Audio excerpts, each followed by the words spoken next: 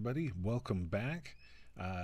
Second in my series about ancient Egyptian magic. And today I want to talk about some of the ancient magical symbols that still show up today. Because the ancient Egyptians had magical symbols. They were used as hieroglyphs, amulets, and in their artwork. And in today's world, we do the same thing. But we also still use a few of these ancient Egyptian symbols that have seemed to transcend time. Now, while these symbols were still being used off and on throughout history, they didn't really gain that huge amount of popularity that they have now in the modern world until the Egyptomania phase in the early 20th century, around the discovery of King Tut's tomb, where it showed up in jewelry, advertising, just all this is decor and art deco and things like that. Dr. Bob Breyer wrote a really good book talking about all these things, just showing all these different advertising with cigarettes and these movies and TV shows. It was great. But since then, some of these symbols still show up in the modern world. So I want to talk about the three most popular ones that are still widely used today. Now, the first one I want to talk about is probably the most well-known and very popular, and it shows up on jewelry and artwork and tattoos. And in ancient times, it was primarily for people, it was like a necklace pendant. And this symbol is, everybody say it with me, the ankh. Now, as far as symbols go, nobody really knows what this symbol is supposed to be physically.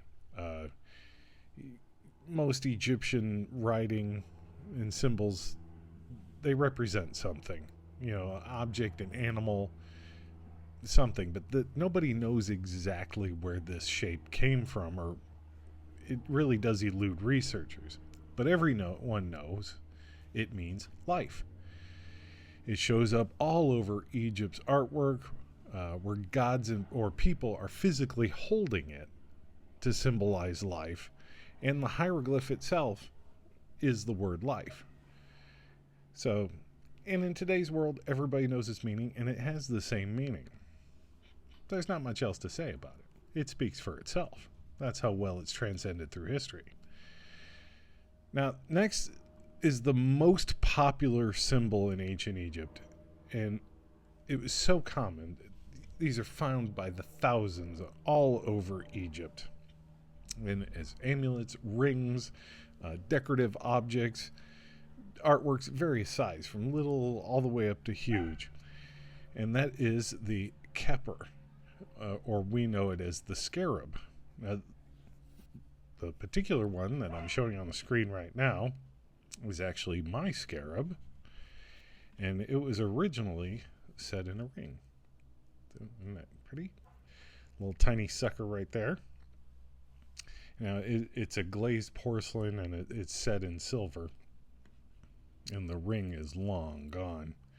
And it was a common way to make them. Being set in silver, this would be a high-end one. I know everybody's out there is asking, hey, bedbug guy, is that a real ancient Egyptian scarab? Well, the answer is maybe. I know it's at least 100 years old. I know who bought it and when. They got it it was grandparents of my mother's friend when I was a little kid, and they got it when they were taking a trip through Africa, and they bought it in Kenya. No ring with it.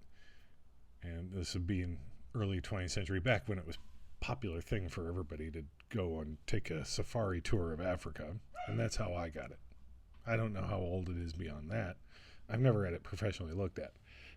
But it's definitely looks like something they would have used. I'd like to believe it is, but it's probably not.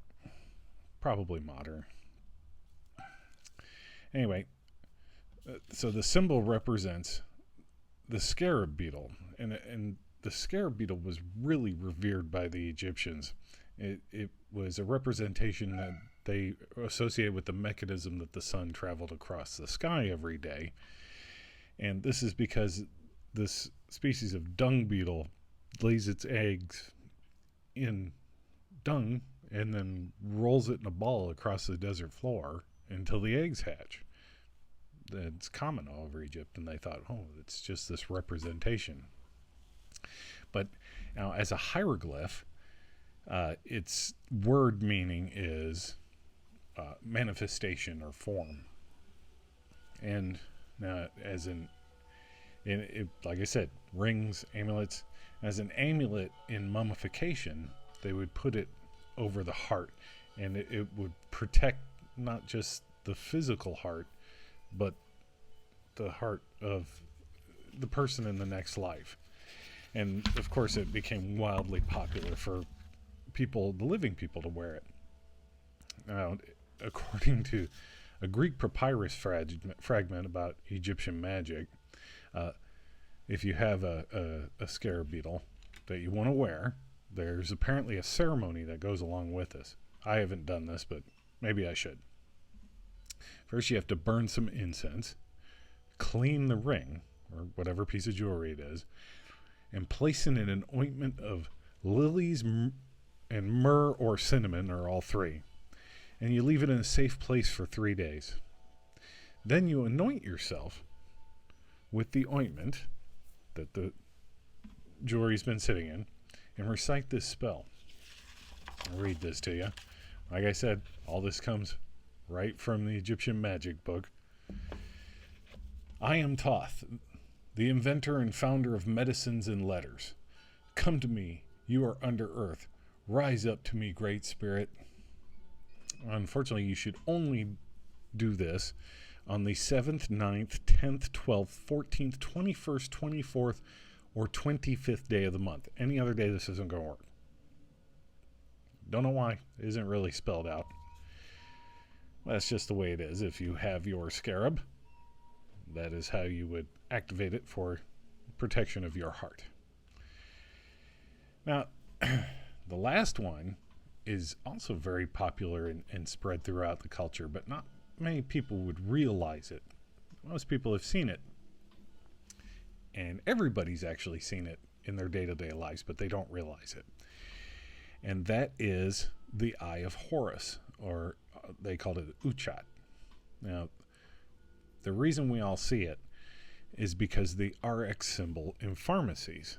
Now, there's two different explanations for the RX, if anybody asks. One is that it's a representation of a Latin word that means recipe. But there is a history of pharmaceuticals going back into Egypt where the Eye of Horus is actually what the RX means. A lot of medical symbols are taken from ancient sources. You get the caduceus from Greece, that's the snake going up the staff, and the pharmacy symbol of the RX is the Eye of Horus. Now, people wore it in ancient times for a long time. They usually wore it as a necklace or a pectoral decoration, and they used it as an amulet mummification. And what it does is it brings a person's blessings of strength, vigor, protection, and safety and good health. So it's an all-around good luck amulet. Now, there's two different versions of it. You got the right eye and the left eye of Horus. And sometimes say one of the eyes is Eye of Ra. But it's either or. Now, one was black and the other one is white. Usually people wore the white one. It's like sometimes it's representation of the sun and the moon. It doesn't matter. But all around good symbol to wear. Also to have tattooed on your body if you want all these blessings. So there it is. Those are these three symbols, magical symbols that we still use today. And for the same reason as ancient times. So pretty cool, huh? Let me know in the comments what you think. What's your favorite one? I know there's plenty of amulets. I can cover more. But please like and subscribe. I got some upcoming magic videos in this series, including the black magic using wax figures. That's pretty cool. And of course, magic being used in medicine. Thanks for stopping by. See you later.